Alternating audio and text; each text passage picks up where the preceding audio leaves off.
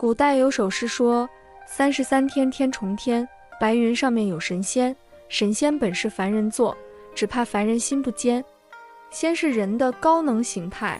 与失去肉身之后的神是不同的。以仙道的概念来说，神的级别是排在仙之下的。这种认识在上古时代就已经渗入了中国文化之中。如古代小说《封神榜》就明确地认为天地诸神都是仙界所册封的。而现在，由于近代以来西方文化糟粕的入侵而造成中国文化信息的混乱，竟然有些人把仙和鬼神的概念混为一谈了，以为成仙是死亡之后的延续，实在可悲。所以这里特将仙道五品仙修炼的5个层级的正统概念公之于众，希望以后大众对此有个正确的认识。天仙、阳神成就之后，继续加强虚化程度而不断壮大，能力逐渐扩展，最终彻底超越宇宙物理限制，依元神界升起新的宇宙，并主宰其宇宙，摄受有缘众生，以无量化身引导众生趋向无上成就。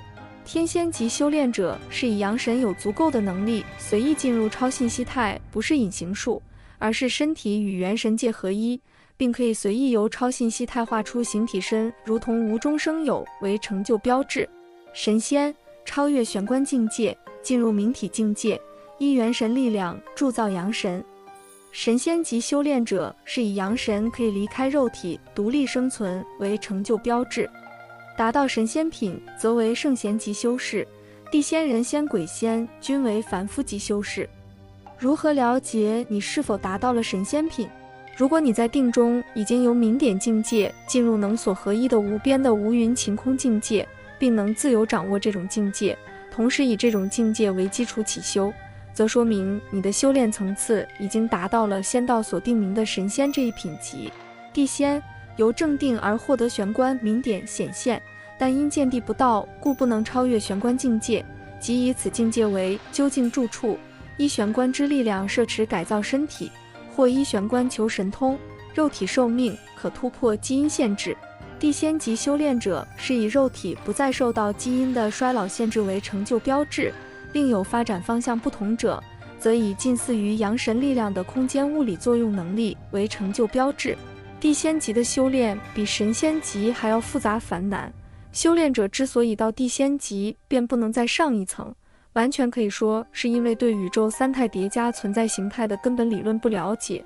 所以刚到了门口就以为是终极境界了。由此可知，在人仙鬼仙级的修炼中，见解高低并不重要，而一旦到了地仙境界，见解不到位就没办法了。所以说修道是智慧的成就，智慧不到量是不行的。地仙级以上的修炼不可能以业余活动的形态完成，必须断绝外缘专修，所以得法之人有一定基础之后，大都遁出深山老林人迹不到之所，修炼所需时间因人而异，根基好的数年即可成功，根基差的则可能数十年尚未达到究竟之处。此外，颇有一些未得法的人也莫名其妙地跑到深山老林里筑山洞筑茅棚，好像在山林中蹲几年就能成道似的，真是不可理喻。如何了解你的修炼是否达到了地仙品？若在定中见到了一个蓝色或紫蓝色的明亮光点，不是想象出来的，并能随时进入这种见到明点的定境，以此境界为基础起修，并能在一定程度上获得明点的力量，则说明你的修炼层次已达到了仙道所定名的地仙这一品级。人仙不追求成就道果，而以调摄真气之术养生健身，提高生命场虚化强度，提高抗御外界邪恶信息能量侵袭的能力。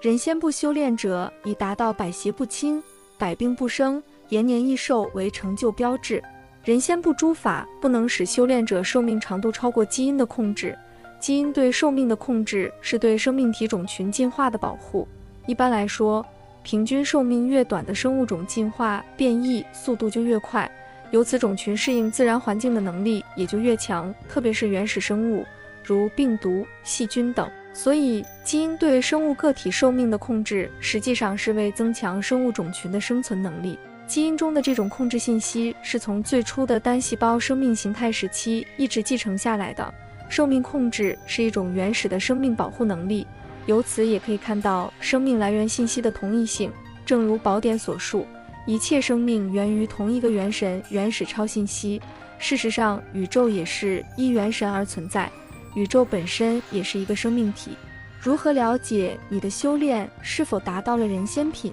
若在修炼中已经掌握了生命能气的应用，并能在生命场内自由运使，令其产生祛病健身、抵御外邪侵袭的效用，即使能力还比较有限，也可说已达到了仙道所定名的人仙这一品级。鬼仙不追求成就道果，也不顾自己的身体健康，而着意于外求神通异能。